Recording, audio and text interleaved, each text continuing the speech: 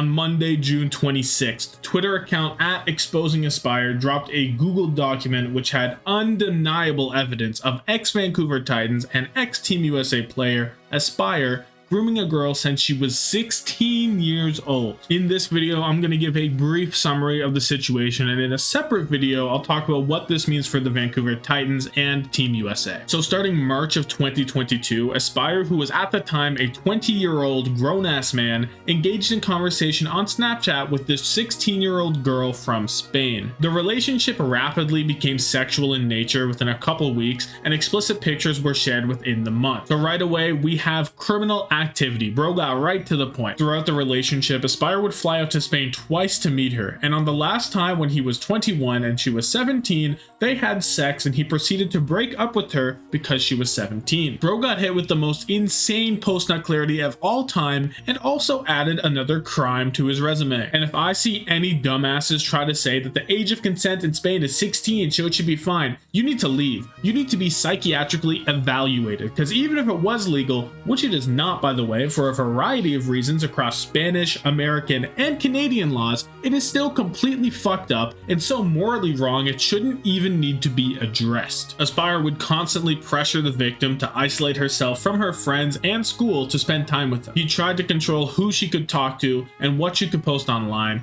and used various manipulative techniques like love bombing to further psychologically and emotionally abuse a minor. He constantly called her his little girl and wanted her to grow up already so she could come live with him. Eventually, Aspire's peers knew something was up, and several confronted him about the then rumor of him dating a minor, which of course he lied about. However, as time went on, he grew more and more paranoid and worried that people would think he's a pedophile, and if he was worried about that, maybe a smarter decision would have been to not be a pedophile. He ended up essentially bribing her to keep quiet multiple times with hundreds of dollars, and at one point threatened that he could run his mouth too if she ever spoke up. He actually thought that he'd win that 1v1, like he didn't commit multiple crimes. It's important to understand that even though these people had suspicions, they could not go public with this. The victim needs to be the one to make the brave decision to come forth with the story. I don't know if you guys remember, but there was an account called Aspire is a Creep or something like that, and they were commenting under posts talking about how he was dating an underage girl. But it didn't go anywhere because it simply can't without the victim stepping forward in some way. On top of that, Aspen has come out and said that as soon as she found out about the situation, she went immediately to Titans management, and they did nothing despite knowing about this for over 6 months. Specifically, the victim has called out Titans player manager and Team Canada general manager @IRL_Chibi for defending a child predator and not even contacting the victim to see what's going on. As an organization that was employing Aspire, they needed to do a thorough investigation immediately.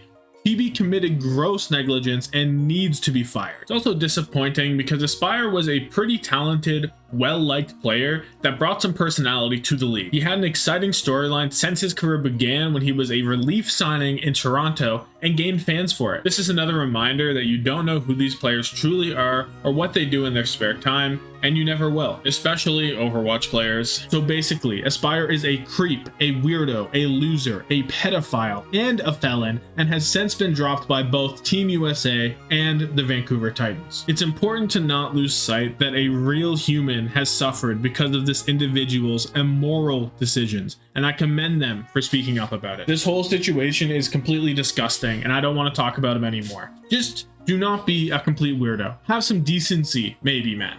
Fuck.